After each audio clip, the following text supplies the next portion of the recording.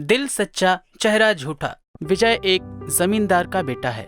विजय के पिताजी के स्वर्गवास हुए 5 साल हो गया। घर में सिर्फ माँ और बेटा और नौकर चाकर ही रहते हैं। उसका रंग रूप पूरे उसके पिताजी के ऊपर गया हुआ था। देखने में रंग काला, दोनों आंखें धसी हुई, बिल्कुल निग्रो इंसानों जैसे चेहरा मिलता जुलता।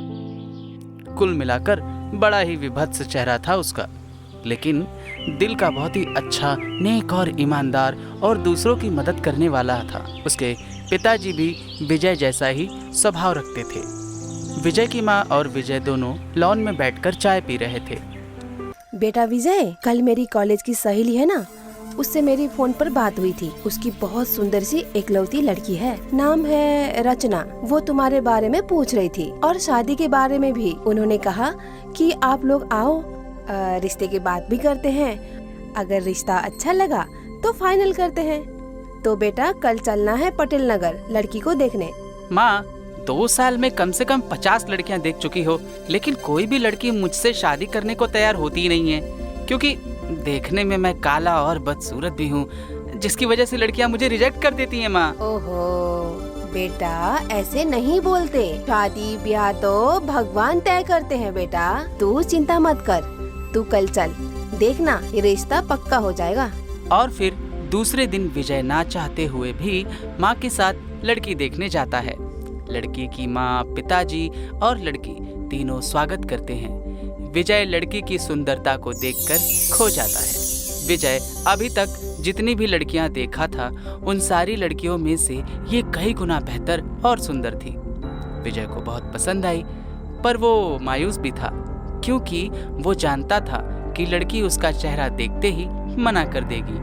बेटा विजय, तुम्हें कुछ बात करना हो अर्चना से तो जाओ, गार्डन में जाके बात कर लो, जाओ। हाँ, और फिर विजय अर्चना लॉन की तरफ टहलते हुए जाते हैं। अर्चना गुमसुम टहलते हुए।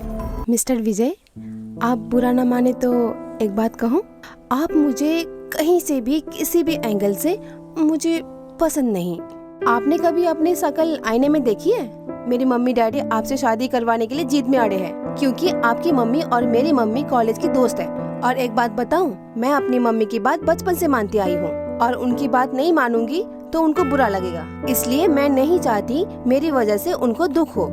इसलिए मैं चाहती हूँ इस शादी से आप खुद मना कर दीजिए। अगर अभी नहीं बोल पाएंगे तो कोई बात नहीं, कुछ दिन बाद कह दीजिएगा। विजय मन ही मन सोचता है कि पता था कि लड़की मुझे मना करेगी।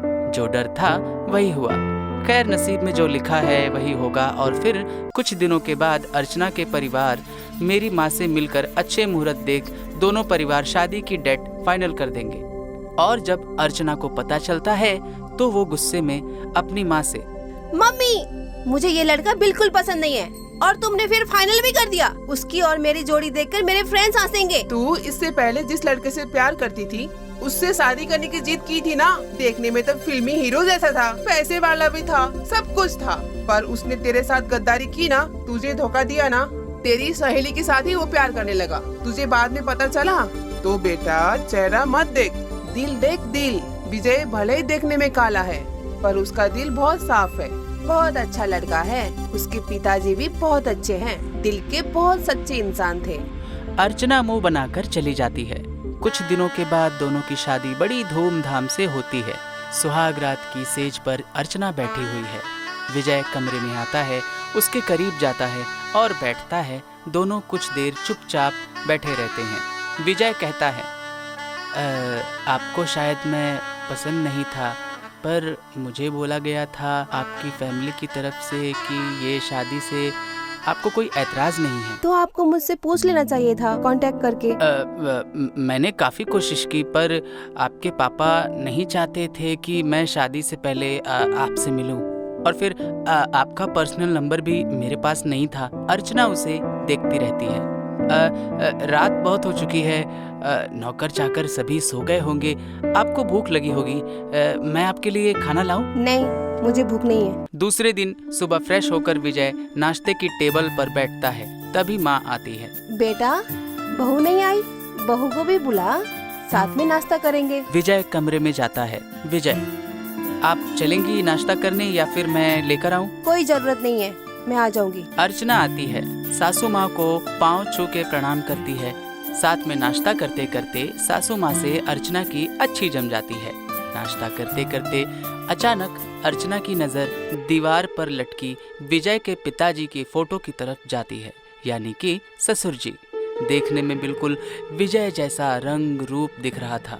मन ही मन सोच रही थी कि काश विजय का चेहरा उसके पिता के ऊपर ना जाकर उसकी माँ के ऊपर गया होता तो कितना अच्छा होता, क्योंकि सासू माँ बहुत ही सुंदर खूबसूरत दिखने में लगती थी। फिर उसी शाम अर्चना छत के ऊपर टहल रही थी कि विजय पास आता है और उसे एक कप चाय देते हुए कहता है,